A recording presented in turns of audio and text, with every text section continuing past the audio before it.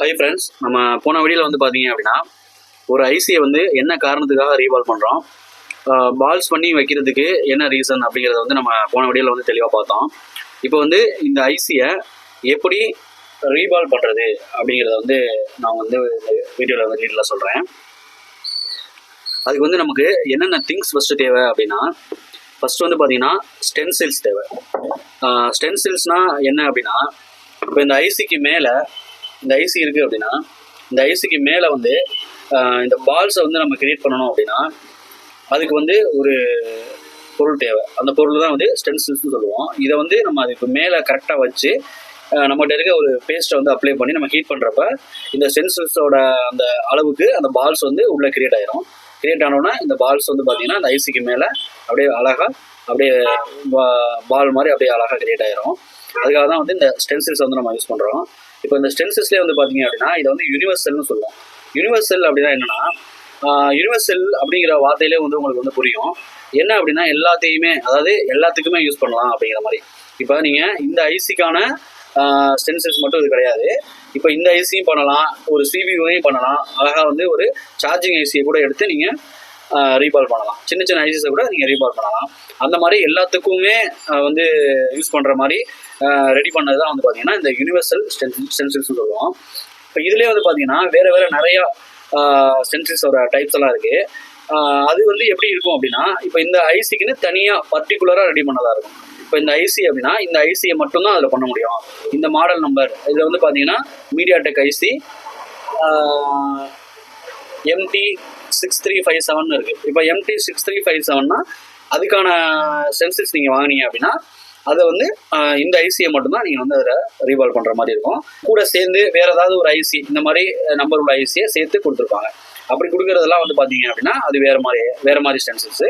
இது வந்து யூனிவர்சலுங்கிறது நம்ம எல்லாத்துக்குமே யூஸ் பண்ணிக்கலாம். அப்படிங்கிறதுனால இந்த யூனிவர்சல் ஸ்டென்சில்ஸை வச்சு நான் உங்களுக்கு வந்து இதை வந்து எப்படி ரீவால்வ் பண்ணுறது அப்படிங்கிறத வந்து நான் உங்களுக்கு சொல்கிறேன்.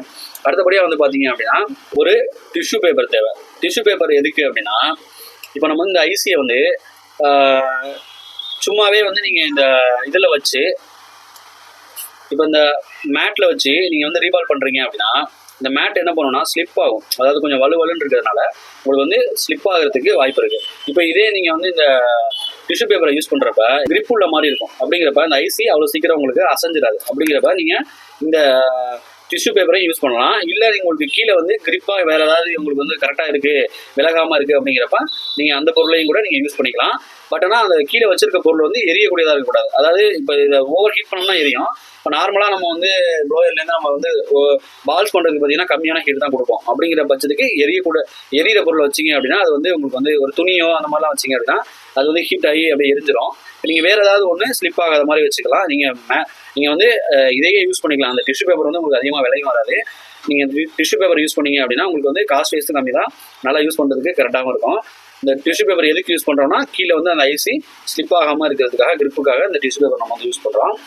அடுத்து வந்து பார்த்தீங்க அப்படின்னா ஒரு ப்ரஷ்ஷு, அதாவது இந்த மாதிரி கம்பி உள்ள மாதிரி ப்ரஷ். இந்த ப்ரஷ் எதுக்கு அப்படின்னா ஒன்றும் இல்லை, இந்த ஸ்டென்சில்ஸை வந்து க்ளீன் பண்ணுறதுக்கு வந்து ரொம்பவே யூஸ்ஃபுல்லாக இருக்கும். இல்லை இது இந்த மாதிரி கம்பி உள்ள ப்ரஷ் இல்லை அப்படின்னா உங்களுக்கு வந்து கொஞ்சம் சிரமமாக இருக்கும். இதை க்ளீன் பண்ணுறதுக்கு சிரமமாக இருக்கும். இப்போ நீங்கள் பண்ணுற பால்ஸ் வந்து பார்த்தீங்க அப்படின்னா இதுலேயே வந்து கொஞ்சம் பால்ஸ் வந்து தங்கிடும். ஏன்னா நமக்கு வந்து சின்ன ஐசி இந்த பெரிய இடத்துல வந்து நம்ம வச்சு பண்ணுறோம். அப்படிங்கிறப்ப இப்போ பேலன்ஸுக்கு எல்லாமே வந்து பார்த்தீங்க அப்படின்னா உங்களுக்கு வந்து அதிலே தங்குறப்ப உங்களுக்கு க்ளீன் பண்ணுறதுக்கு கஷ்டமாக இருக்கும். அப்போ நான் அதை வந்து எப்படி க்ளீன் பண்ணுவேன்னா, சால்ட்ரிங் எண்ணெய் வச்சு கொஞ்சம் அப்படி அழகாக அப்படி மெல்ட் பண்ணி கீழே வந்து தட்டி விட்டுருவேன். தட்டி விட்டதுக்கப்புறம் கொஞ்சம் அழுக்காகவும் இருக்கும். அதெல்லாம் எப்படி க்ளீன் பண்ணுறது அப்படின்னா, லைட்டாக நீங்கள் ஐபி ஊற்றி இந்த மாதிரி கம்பி ப்ரஷ்ஷை வச்சு நீங்கள் க்ளீன் பண்ணிங்க அப்படின்னா அழகாக வந்து க்ளீன் ஆகிடும்.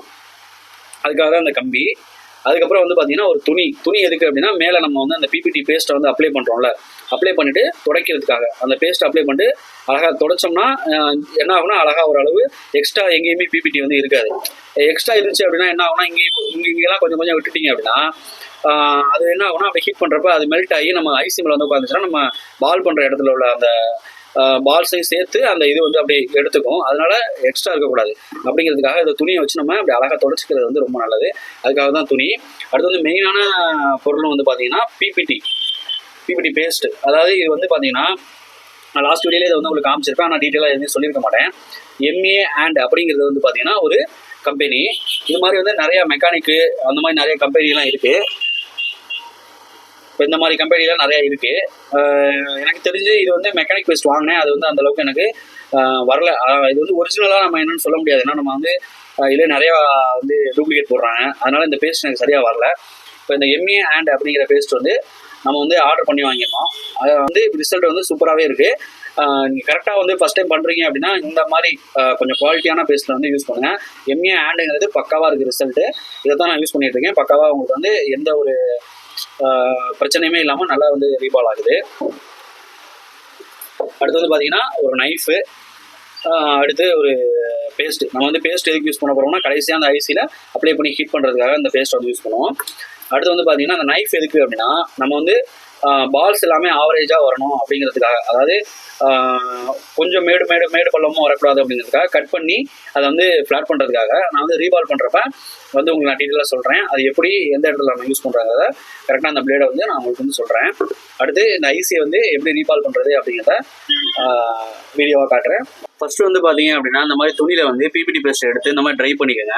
இது எதுக்காக அப்படின்னா பிபிடி பேஸ்ட் வந்து கொஞ்சம் தண்ணி மாதிரி இருக்கிறதுனால அதை வந்து இந்த மாதிரி பண்ணுறப்ப அதில் உள்ள தண்ணி ரிமூவ் ஆயிரும். ரிமூவ் ஆனதுக்கப்புறம் நீங்கள் ஸ்டென்சில்ஸ் மேலே வச்சு அப்ளை பண்ணுறதுக்கு உங்களுக்கு வந்து நல்லா ஸ்மூத்தாக நல்லா பக்காவாக இருக்கும். அதுக்கப்புறம் வந்து பார்த்தீங்க அப்படின்னா டிஷ்யூ பேப்பரை வந்து 2 4 மடிச்சுக்கங்க. மடிச்சுட்டு அதுக்கு மேலே இந்த மாதிரி ஐசியை வச்சு அதுக்கு மேலே வந்து ஸ்டென்சில்ஸ் வந்து வைக்கணும். ஸ்டென்சில்ஸில் வந்து வைக்கிறதுக்கு முன்னாடி அதோட சைஸ் என்ன அப்படிங்கிறத கரெக்டாக வந்து அதில் வந்து பார்த்துட்டு எல்லாம் வந்து எல்லா பால்ஸும் கரெக்டாக உட்காருதா, கரெக்டாக வந்து செட் ஆகிருக்கா அப்படிங்கிறத வந்து பார்த்ததுக்கு அப்புறம் தான் நீங்கள் வந்து பிபிடி வந்து அப்ளை பண்ணணும். பிபிடி வந்து அப்ளை பண்ணுறதுக்கு முன்னாடி கையை வச்சு நல்லா அழுத்தி பிடிச்சிக்கோங்க. கையை வச்சு இப்படி அழுத்தி பிடிச்சிக்கிட்டீங்க அப்படின்னா வந்து நகராது. ட்விஸ்டர் யூஸ் பண்ணிங்க அப்படின்னா கொஞ்சம் வந்து கை வந்து வலிக்கும் ஸ்டார்டிங்கில். அதுக்கப்புறம் நம்ம வந்து பால் பண்ணுறப்ப வந்து ட்விஸ்டர் யூஸ் பண்ணலாம். இப்போ வந்து இந்த மாதிரி அப்ளை பண்ணுற டைமில் நீங்கள் கையை வச்சு அழுத்தி பிடிச்சிக்கிட்டீங்கனாலே போதும். பக்காவாக கையிலே வந்து தடவுங்க. நிறைய பேர் டூல் யூஸ் பண்ணி தடவுவாங்க. நான் வந்து கையிலே தான் யூஸ் பண்ணுவேன். கையை யூஸ் பண்ணுறப்போ நமக்கு எங்கெங்கே எவ்வளோ அப்ளை பண்ணுங்கிறது பக்காவாக நம்ம வந்து அப்ளை பண்ண முடியும். அதுக்கப்புறம் வந்து இந்த கையை வச்சு அழுத்தி பிடிச்சிட்டு இந்த மாதிரி வந்து வளைவான ஒரு டியூசர் எடுத்துக்கோங்க. இந்த டியூசரை வந்து நான் சொல்ல மறந்துட்டேன். இந்த மாதிரி வளைவான டியூசரை வச்சு அழகாக வந்து அப்படி அழுத்தி பிடிச்சிக்கிட்டீங்க அப்படின்னா அந்த ஐசி நகராது, ஸ்டென்சில்ஸும் நகராமல் இருக்கும். மேலே வந்து நீங்கள் அழகாக இந்த மாதிரி ஹீட் பண்ணுறப்ப ஹீட் வந்து பார்த்தீங்கன்னா 280 300 வரைக்கும் வச்சுக்கோங்க. ஏர் வந்து 0 பண்ணியிருக்கேன். எந்த புரோயராக இருந்தாலும் சரி ஏர் வந்து 0 வச்சுக்கிட்டீங்க அப்படின்னா உங்களுக்கு வந்து பால்ஸ் வந்து அந்த பக்கம் தாவி போயிடாமல் பக்காவாக வந்து உங்களுக்கு பால்ஸ் ஆகும். நான் வந்து 2வது டைம் வந்து பிபிடி அப்ளை பண்ணுறது வந்து பார்த்தீங்க அப்படின்னா நல்லா பால்ஸ் வந்து ஸ்ட்ராங் ஆகணும் அப்படிங்கிறதுக்காக 2வது தடவையும் அப்ளை பண்ணுவேன்.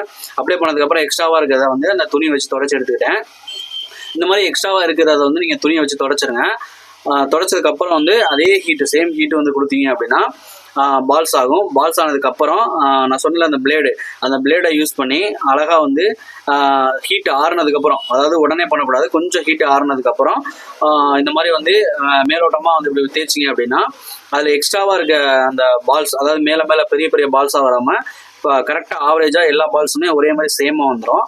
வந்ததுக்கப்புறம் சேம் ஹீட் அதே ஹீட்டை வந்து கொடுத்தீங்க அப்படின்னா பால்ஸ் வந்து ரெடி ஆயிரும். ரெடி ஆனதுக்கப்புறம் கொஞ்சம் ஹீட் ஆறுனதுக்கப்புறம் நீங்கள் வந்து ஐபியை வந்து அப்ளை பண்ணி பின்னாடி திருப்பினீங்க அப்படின்னா அந்த மாதிரி எக்ஸஸாக இருக்கும். ஏன்னா நம்ம யூனிவர்சல் ஸ்டென்சிலில் பண்ணுறதுனால இந்த மாதிரி எக்ஸஸாக அதிகமாக வரதுக்கு வாய்ப்பு இருக்குது. இதை வந்து அழகாக ரிமூவ் பண்ணி எடுத்துட்டீங்க அப்படின்னா அதுக்கு மேலே வந்து நீங்கள் வந்து ஐபியை வந்து அப்ளை பண்ணணும். ஐபிஐ அப்ளை பண்ணிங்க அப்படின்னா சின்ன ஐசிங்கிறதுனால ஈஸியாக வந்துடுது. பெரிய ஐசியாக இருந்தால் நீங்கள் ஒரு பக்கமே கொஞ்சம் பெண்ட் பண்ணி, அதாவது 4 கார்னர்லையுமே கொஞ்சம் பெண்ட் பண்ணி எடுத்திங்கன்னா பால்ஸ் வந்து பிச்சுக்கிட்டு வராமல் ஈஸியாக வரும். இதில் வந்து பார்த்தீங்கன்னா இவ்வளோ வந்து அதிகமாக அந்த பிபிடி வந்து உள்ளே வந்து அப்ளை ஆகிருக்கிறதுனால எதனாலனா அது வந்து யூனிவர்சல் ஸ்டென்சில்ங்கிறதுனால இந்த மாதிரி அப்ளை ஆயிரும். இதை வந்து அழகாக ஒரு ப்ரெஷ்ஷை வச்சு தொடச்சி எடுத்துக்கிட்டீங்க அப்படின்னா நீட்டாக க்ளீன் ஆயிரும். க்ளீன் பண்ணதுக்கு அப்புறம் தான் வந்து நீங்கள் பேஸ்ட்டை வச்சு ஹீட் பண்ணணும். அந்த மாதிரி பேஸ்ட்டை வச்சு ஹீட் பண்ணுறப்ப எல்லா பால்ஸுமே அதாவது கொஞ்சம் அலைன்மெண்ட் இல்லாமல் வட்டமாக இல்லாமல் இருக்கும். இந்த மாதிரி ஹீட் பண்ணுறப்ப அந்த பால்ஸ் என்ன ஆகும் அப்படின்னா அழகாக ரவுண்ட் ஆயிரும். அதை நீங்கள் வந்து ஹீட் பண்ணும்போது பார்க்குறப்பே உங்களுக்கு நல்லா தெரியும். அந்த பால்ஸ் எல்லாமே அழகாக ரவுண்ட் ஆகுறது தெரியும். இந்த மாதிரி ரவுண்ட் ஆனதுக்கப்புறம் இந்த பேஸ்ட்டை வந்து நீங்கள் க்ளீன் பண்ணாதீங்க. இதுக்கு மேலே ஏதாவது டஸ்ட் அந்த மாதிரி ஏதாவது இருந்துச்சு அப்படின்னா இப்போயே வந்து அதை கொஞ்சம் பார்த்து கரெக்டாக எடுத்துட்டிங்கன்னா நல்லது. நீங்கள் ஐஸில் ஃபிக்ஸ் பண்ணுறதுக்கு முன்னாடி இதை பார்த்து எடுத்துருங்க. அந்த பேஸ்ட்டை வந்து நீங்கள் வந்து க்ளீன் பண்ண வேண்டிய அவசியம் கிடையாது. அடுத்து வந்து நீங்கள் போர்டில் வந்து லைட்டாக க்ளீன் பண்ணிவிட்டு அதில் வந்து பேஸ்ட்டை வந்து நிறையா அப்ளை பண்ண தேவையில்லை. கொஞ்சம் லைட்டாக வச்சா போதும். ஏன்னா நமக்கு வந்து ஐசிலேயே வந்து அந்த பேஸ்ட் இருக்குங்கிறப்ப நீங்கள் வந்து லைட்டாக மதர் போர்டில் மட்டும் லைட்டாக வச்சுட்டா போதும். அதுக்கப்புறம் வந்து ஐசியை வந்து கரெக்டாக வந்து வைக்கணும். அதோட சைஸ் வந்து எப்படி இருக்குது, ஒரே எந்த ஆங்கிளில் இருந்துச்சு அப்படிங்கிறதெல்லாம் வந்து கரெக்டாக பார்த்து வைக்கணும். வச்சதுக்கப்புறம் வந்து பார்த்தீங்க அப்படின்னா அந்த கோடு இருக்குது பாருங்கள், ஆரஞ்சு கலரில் வந்து பார்த்தீங்கன்னா மேலே பாருங்கள் அந்த கார்னரில் இந்த மாதிரி வந்து கோடு இருக்கும். அந்த கோட்டுக்குள்ளே தான் நீங்கள் வந்து ஐசியை வைக்கணும். ரொம்ப அந்த கோட்டுக்கு வெளியில் தள்ளி வச்சிட்டிங்க அப்படின்னா ஹீட் பண்ணுறப்ப பால்ஸ் வந்து எக்கு தப்பாக வந்து போயிடும். இந்த மாதிரி ஓரளவு நீங்கள் கரெக்டாக உள்ளே வச்சுட்டிங்க அப்படின்னா நம்ம பேஸ்ட்டு போட்டிருக்கிறதுனால பால் பண்ணியிருக்கனால அழகாக உள்ளே வந்து அது பிளேஸில் போய் அழகாக வந்து செட் ஆயிரும். ஹீட் வந்து பார்த்தீங்க அப்படின்னா 300லேருந்து 330 வரைக்கும் வச்சுக்கோங்க. ஏர் வந்து ரொம்ப அதிகமாக வேணாம், 2.5 3 அதுக்குள்ளேயே வச்சுக்கோங்க. அதுக்கு மேலே போச்சு அப்படின்னா உங்களுக்கு வந்து ஐசி வந்து ஆடிடும். உங்கள் ப்ளோவரில் வந்து ஏர் அதிகமாக அடிக்குது அப்படின்னா நான் முன்னாடியே வீடியோவில் சொன்ன மாதிரி ஹேண்டில் கொஞ்சம் டாப்பில் தூக்கி பிடிச்சிக்கிட்டிங்கன்னா அந்த ஹீட்டு அந்த ஏர் ஹீட்டு வந்து கொஞ்சம் உங்களுக்கு வந்து சரியாயிடும். இந்த மாதிரி வந்து ஹீட் பண்ணிகிட்டே இருக்கிறப்ப வந்து பார்த்தீங்கன்னா ஐசி வந்து பக்காவாக வந்து சீட் ஆயிரும். அதுவே வந்து அழகாக ஃபிக்ஸ் ஆகி உட்காந்துரும்.